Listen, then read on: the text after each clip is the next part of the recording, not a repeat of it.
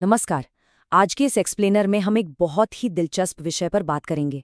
हम देखेंगे कि भगवद गीता में बताए गए कर्तव्य और समाज के प्राचीन नियमों को आज के आधुनिक धार्मिक संदर्भ में किस तरह से लागू किया जाता है। हम सीधे मूल स्रोतों का इस्तेमाल करेंगे ताकि इस जटिल विषय को बिना किसी पूर्वाग्रहों की गहराई से समझा जा सके। तो चलिए बिना किसी देरी के शुरू करते हैं। आज की हमारी ये चर्चा कुरुक्षेत्र के मैदान में अर्जुन की उस मानसिक उलझन से शुरू होगी और फिर धीरे धीरे अधर्म के डर, आज के समाज और वर्णाश्रम, महिलाओं की पारंपरिक भूमिकाओं और अंत में जीवन के सबसे बड़े आध्यात्मिक लक्ष्य तक जाएगी। तो सबसे पहले बात करते हैं पहले हिस्से की, कुरुक्षेत्र का संकट। इस पूरी चर्चा की बुनियाद समझने के लिए हमें भगवद गीता के पहले अध्याय में वापस जाना होगा, खास तौर पर श्लोक 31 से 40 तक, जहां ये प्राचीन दुविधा सबसे पहले दुनिया के सामने आती है। कुरुक्षेत्र के मैदान में खड़े अर्जुन को एक गहरी निराशा घेर लेती है। जरा सोचिए, जब वो अपने सामने दुश्मनों की कतार में अपने ही सगे संबंधियों यानी अपने चाचा, दादा और भाइयों को खून के प्यासे देखता है तो उसके मन में वैराग्य और दुख का कैसा सैलाब उमड़ पड़ा होगा। वो साफ कहता है कि उसे न तो जीत चाहिए और न ही कोई राजपाट। मूल ग्रंथ में युद्ध के खिलाफ अर्जुन के कई ठोस तर्क दिए गए हैं। दिलचस्प बात यह है कि वो किसी कायरता की वजह से पीछे नहीं हट रहा है, बल्कि उसे अपशगुन दिखाई दे रहे हैं और अपने परिवार के प्रति उसका लगाव इतना गहरा है कि वो तीनों लोगों का राज्य मिलने पर भी अपने ही स्वजनों पर हथियार उठाने से साफ इनकार कर देता है। अब आते हैं दूसरे हिस्से पर, अधर्म का भय। आखिर अर्जुन हथियार डालने के अपने इस फैसले को सही कैसे ठहराता है? इसके पीछे उसकी कुछ बहुत ही गहरी और नैतिक दलीलें हैं। यहाँ एक बहुत ही ध्यान देने वाली बात है। अर्जुन ये पूरी तरह मानता है कि कौरव आत्ताई हैं, यानी अत्याचारी और हमलावर हैं। लेकिन फिर भी उसका तर्क है कि अपनों को ही मारने से उसे कोई खुशी नहीं मिलेगी, बल्कि केवल पाप ही लगेगा। यहीं पर कुल धर्म का विचार सामने आता है। कुल धर्म यानी प्राचीन सनातन पारिवारिक परंपराएं और हमारे सामाजिक कर्तव्य। अर्जुन बुरी तरह डरा हुआ है कि अगर इस भयानक युद्ध में पूरे परिवार का नाश हो गया तो ये सदियों पुरानी परंपराएं हमेशा के लिए मिट जाएंगी। और इसी से अर्जुन का सबसे बड़ा डर पैदा होता है। वो एक पूरी चेन रिएक्शन यानी एक डोमिनो इफेक्ट देखता है। पहले परिवार का विनाश होगा, फिर सनातन परंपराएं खत्म हो जाएंगी और अंत में पूरे समाज में अनैतिकता और अधर्म फैल जाएगा। समाज का पूरा ढांचा ही गिर जाएगा। तीसरे हिस्से में हम बात करेंगे आधुनिक समाज और वर्णाश्रम की। अर्जुन की इस हजारों साल पुरानी चिंता को समझने के बाद अब हम 2011 में छपे इस्कॉन के एक प्रकाशन पर नजर डालते हैं। हैरानी की बात यह है कि आज के आधुनिक जीवन की आलोचना करने के लिए भी ठीक इन्हीं प्राचीन तर्कों का इस्तेमाल किया गया है। इस प्रकाशन में यह तर्क दिया गया है कि आज की जो शहरी जीवन शैली है वो सीधे तौर पर कुल धर्म को नष्ट कर रही है। उनका मानना है कि जब लोग खेती किसानी और गांव की शांतिपूर्ण जिंदगी से दूर जाते हैं तो ठीक उसी तरह के सामाजिक पतन का खतरा पैदा हो जाता है जिससे अर्जुन कुरुक्षेत्र में डर रहा था।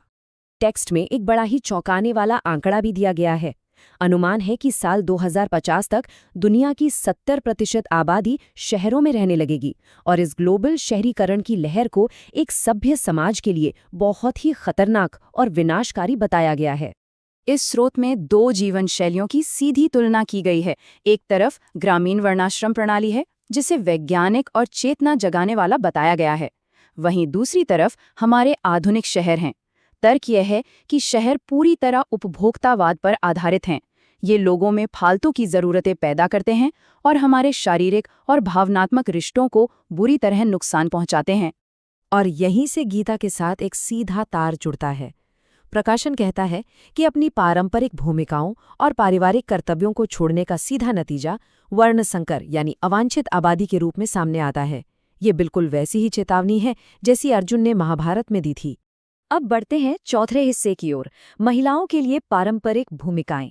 चलिए अब इस बात पर गहराई से चर्चा करते हैं कि ये प्रकाशन वर्ण संकर से बचने के लिए आधुनिक समाज में महिलाओं और पुरुषों की भूमिकाओं को किस तरह से देखता है। स्रोत के अनुसार समाज की सुरक्षा तभी हो सकती है जब महिलाएं अनिवार्य रूप से विवाह करें और एक समर्पित पत्नी और स्नेही मां के रूप में अपनी पारंपरिक भूमिका निभाएं। इसे सिर्फ एक विकल्प नहीं बल्कि एक बेहद जरूरी सामाजिक कर्तव्य माना गया है। टेक्स्ट में बहुत ही साफ शब्दों में यह तर्क दिया गया है कि अगर महिलाएं पुरुषों के समान कामकाज या व्यवसाय अपनाती हैं तो यह समाज के लिए एक बड़ा विचलन है। स्रोत का मानना है कि इन गैर पारंपरिक भूमिकाओं से विसंगतियां पैदा होती हैं और परिवार की मूल इकाई टूट जाती है। अब जरा इस ट्रांसक्राइब किए गए संवाद पर गौर कीजिए। यह बहुत ही स्पष्ट रूप से बताता है कि स्रोत के नजरिए से औपचारिक वर्णाश्रम शिक्षा असल में केवल पुरुषों के लिए ही बनी थी। महिलाओं के लिए यह माना गया था कि उन्हें घर की साफ सफाई और खाना बनाना स्वतः ही सीख लेना चाहिए। अगर हम इस प्रकाशन के पूरे नजरिए को समेटें तो वे कुछ कड़े नियम सामने रखते हैं, जैसे विवाह अनिवार्य है, महिलाओं का स्वभाव बहुत कोमल होता है और उनकी असली भूमिका अपने पति का वफादारी से साथ देना है। इसके मुताबिक एक पतिव्रता स्त्री अपने पति के लिए ऊर्जा का एक बहुत बड़ा स्रोत होती है। और अब हमारा आखिरी हिस्सा, अंतिम आध्यात्मिक लक्ष्य। अब सबसे बड़ा सवाल ये उठता है कि इन तमाम सख्त सामाजिक नियमों और बंधनों के पीछे आखिर मुख्य उद्देश्य क्या है? ये सब किस दिशा में ले जाते हैं? इसका जवाब हमें धर्म के 4 स्तंभों में मिलता है। समाज को अधर्म से बचाने के लिए 4 सख्त नियमों का पालन करना बताया गया है: दया, तपस्या, सत्य और पवित्रता।